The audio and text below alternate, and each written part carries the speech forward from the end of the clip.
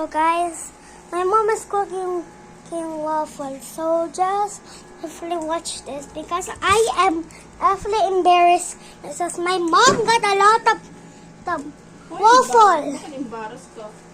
Ano ba yung ibig sabihin ng embarrass? Katumba yan. Alam mo kung ano ibig sabihin ng embarrass? Ano yung water ko? Alam mo ba yung... How many pancake is there? How many waffle? How many waffle? How many waffle? Mahulog. Mga 12. 12? 10,012? OMG! Can I have some water?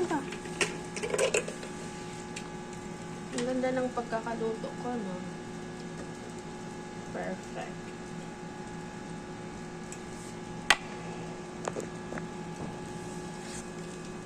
Six minutes later. Mamaya ikaw na upo. Dito pipicturean na kita, ha? Ipapasa natin kay Teacher Ella. Pag 40 na, Pag marami na. Puti na lang.